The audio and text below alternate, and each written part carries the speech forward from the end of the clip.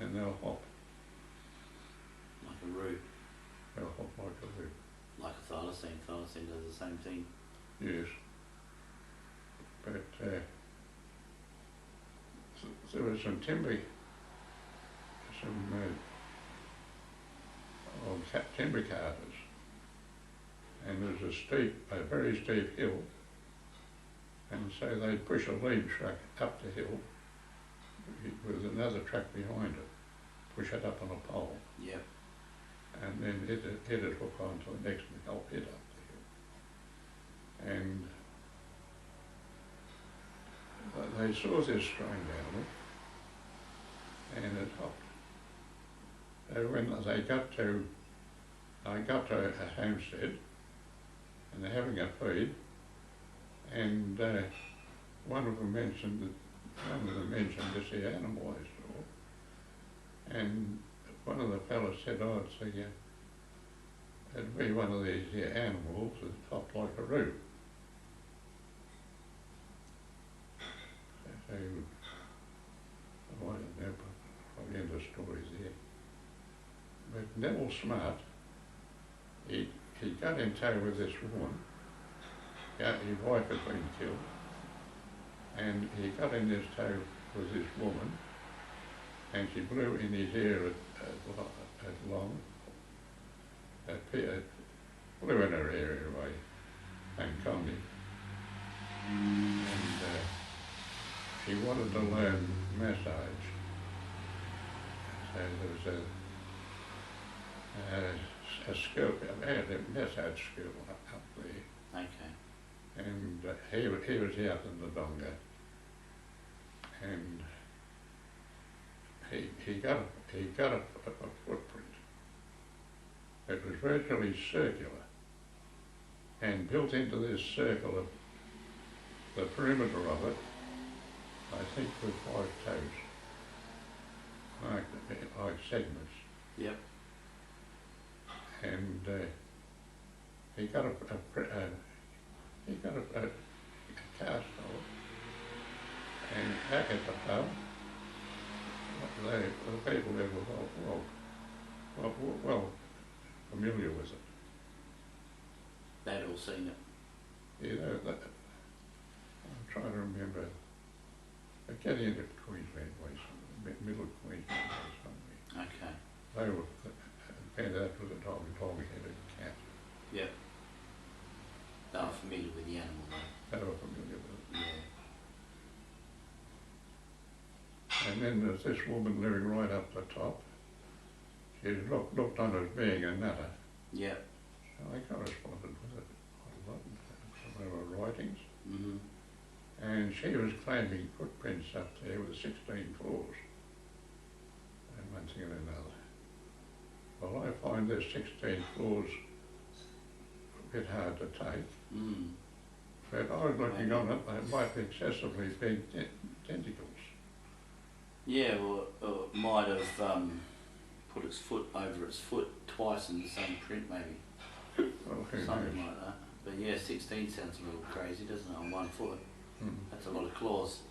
I don't think there's ever been an animal around like that. I'll see if I can find that literature. I think I got that. When I was speaking to my friend, she told me to mention to you about white thylacines. She knew a bit about white ones. No, you haven't had anything to do with white thylacines? No? Don't know any stories of those? No? Okay, that's okay. So, as far as South Australia goes, most of your dealings with these unusual animals has been in Parachilna, up in the Flinders. Any other places in South Australia? Oh, I've plenty of mentions. Yeah. Yeah. There's Thylacine Leo. We're at Watkin. Okay. There was pictures of cow, and some of these pictures have been featured as being cat attacks. Yeah. And I've got that. I think I still got them. But they're being called, there's four dig marks and bloody big slashes From the thumb. in the around the jugular, Yep. and they're being called. That's obviously a big cat type animal that's done it. Yes, But you're thinking Thylacine. it can only be because of the prints shown. Yep. So for the four dig marks and the opposing slash. Yep. Had a bit of arguments about that. Pointing out my point of view, Yeah. with evidence there for them to see. Yeah. I wasn't arguing a blind point. The evidence was shown on these cattle. Yeah, let it speak for itself. But anyway, I upset the man that supplied me with that. He's a well-known man down there. Down Port Campbell. And now he's from it's a long way, I think. Okay. But the fact was that I upset. My own fault. He didn't want his photos being published. No. Firstly, I didn't send his tape back. Oh, okay. As promised. And I was waiting to get some equipment. And on that tape, which was supposed to be in secret, I added stuff to that tape. He got very upset about it and never ever did. Okay. But he was a bit of a bullshit artist. Right, okay. And he contributed a bit towards that writer. Yeah. There was a fellow from Ballarat, at the university, man from Ballarat, Okay. wrote up a screed to prove that these cats never existed. Right, okay. In spite of all the evidence that's out there. I mean, it's only anecdotal Well, evidence, yeah, but very well it's it still was. very physical. And people of note, if they stepped out of line with the government, they weren't people of note anymore. Yeah, that's right. So their careers are under threat. Like this fellow's contributing to Thylacine.com, Yeah. and some of those writings, the argument about whether they existed or didn't exist, I talked a bit too much at times, and not putting my foot in my mouth. But anyway, at none of his contributions would he admit anything. I said that, you know, he although he full well knows he's a government employee, and he knows that if he talked too much, he'd be out of a job overnight. Yeah, that's right. I find that very obvious with the museum staff as well. Yes. I've dealt with the Adelaide Museum a couple of occasions, and as soon as you start making sort of bold assertions, they start getting very cagey, and they want you to just quieten down and not make such bold assertions. Unless you've got a dead animal lying there for them to cut up, they're not interested, basically. Well, I had Watkin. Yeah, Mike Gamble's a good fella. I had his confidence, Yeah, he's a good fella. and he spoke. He gave me the entire file that the South Australian Museum has on Thylacine sightings and let me photocopy it. He's a good fella, Mike. He probably got himself in the poo for letting me do it, got himself in trouble Yes. with the lady that he works with in particular. She wasn't very impressed when she found out that I'd got access to that file, but it's a public institution, they're public documents, so I've got every right to have a copy of it. Don't forget that. Well, there was a mob of people that lived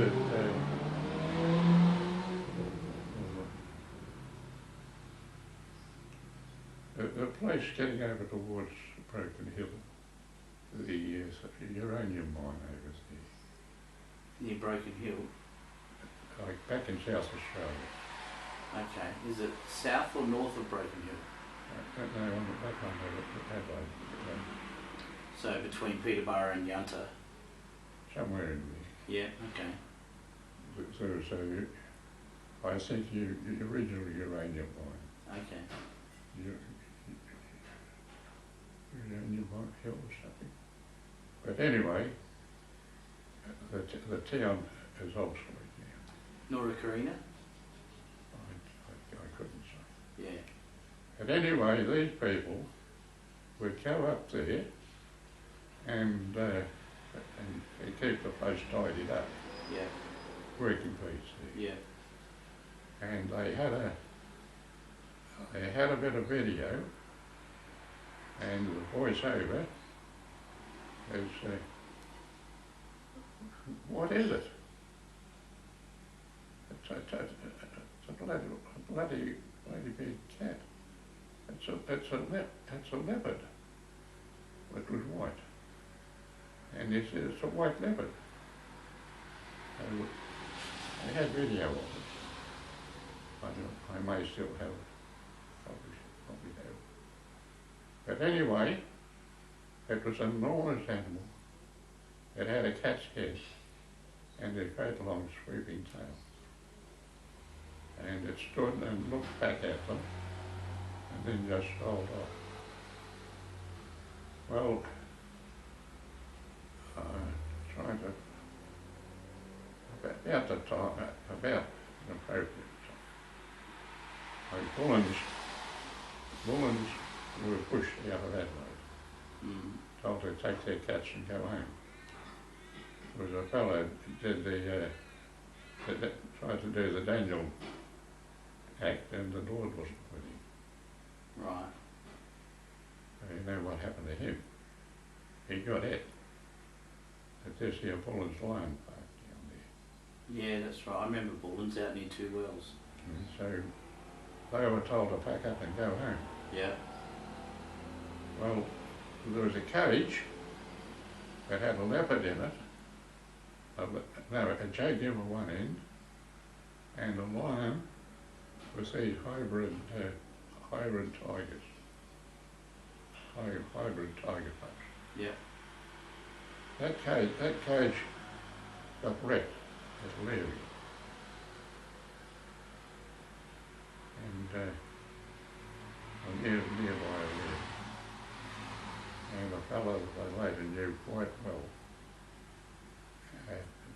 told me the whole story. I'd picked up rumours of it. Yeah. And this fella, they had an official, a railway inspector, to carry out the camps, and he's putting the hard word on the peddlers' women, and with the threats that he'd sack them. Well, he tried it on one fella. He got well and truly snotted for his trouble. Yeah. And that fellow was transferred up to Lee Creek.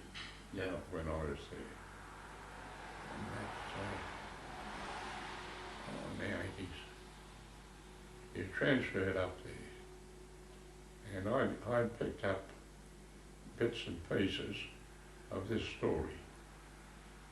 In the end, he was denying all knowledge of it. In the end, he said, seeing you picked up all what you have, I'll tell you the full story. And he did. And that was, these animals got loose, and they caught two of these here tigrons, whatever you call them. Yeah. And two were eventually shot. Now, about 10 years later, this animal turns up over where it is, this old uranium mine. Yeah. And they got pictures of it over there. And to me it's obviously one of these animals From Bullens. from Bullens. So what happened? Did the train crash or something? How did they get out of the cages? How did they get out of their cages when they were in transit? What happened? Was there an accident or something? Or? The cage was wrecked. Wrecked? It was wrecked. As in there was a truck accident or something? How did it get wrecked? That's when I always think the hitch come undone or something. Oh, okay. Smashed the cage. Okay, and they got away. They got away. And 2 were allegedly shot, but probably got away. 2 were caught, and there's more on that. And 2 allegedly shot. And this mysterious animal, about 10 years later, this mysterious animal showed up over This old uranium mine. Over there. Yeah. So this is north of O'Leary somewhere, out that way? Yes. Okay. I know O'Leary. Anyway, this fella, he's not at the roadmaster. So he would be a work over. Yeah. Pretty well man. But they didn't sack him. He was threatening to talk out the R.I.P, which would have cost this other bloke his job. Yeah. And so they transferred him. They transferred him up where I was. Yeah. And I finally got the story out of him. Yeah. So what was the full story? Well, about this cage being wrecked, and the lioness was shot. A highway foreman shot the lioness. She'd already had a bullet in her. Yeah. You know, if something moved, you shoot it. And she'd had a bullet in her, and badly on the bad limb. And she was finally shot. And there were other lions shot around Broken Hill. 3 that I know of. Yeah. Well, the camel man was down south, and where he stand, and the old fella came up to him and he talked of being in circuses and so forth, and he spoke of being involved with this cage being wrecked. Okay. And there's a story about the shooting. Anyway, this fella drifts off into this shooting of a dingo near the border fence, and the camel man says, "Stop, so I'll tell you the rest of the story." He said, "How the hell do you know?" "Wally Davies told me." "But is that old bugger still alive?" "Oh, he's still going." And he's talking about when he's working for Bullens and the cage being wrecked. And he went on to say that there were four old lions liberated around Broken Hill. There's in the paper about one being bailed up in a culvert and the police shooting it. And north of Broken Hill, I got the story from the publican out there. There's this old hatter living out in the donga on his own, getting in the pub and in for the Saturday and talking about seeing a lion. So the local copper from North Broken Hill, the woman said, like, "We know he's a bit crazy, but he's not that crazy. You better go out and have a look." And so this couple went out and had a look, and there's a lion. So he knocked it over. And then there's another character named Tom Dooley. He's a bit of a character in the country. He was at Maree, took a chiller up there. And talking to him, and I said, you see any big bright eyes at night? And he started talking about shooting one south of Broken Hill. And there's no mention of a fourth. But it certainly wouldn't be this other one that was shot at O'Leary. Yeah. Now, after that, Ashton's Yes. come to light with a chance mating, and with two of these here hybrids. That's about the time there was the wreck at O'Leary. Yeah. Ashton's come to light with two.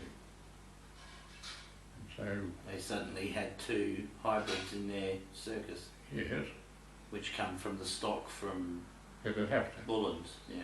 It'd have to. Yeah. Because this other wreckage was never ever mentioned. Yeah, right. So they never made it to the papers? Hmm? Did the wreckage at O'Leary ever make it to the papers? Oh, they put it together. But like, did the newspapers get onto it? Did they report the story? No. It never made it to the papers? No. Yep, okay. Dead secret. Yep.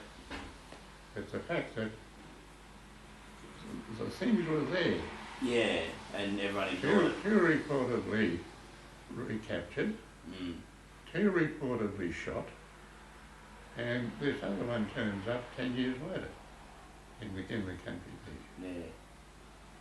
Yeah. Now, the ones that Ashton had made the newspaper. I tore the keeper's son, I think it tore his arm off.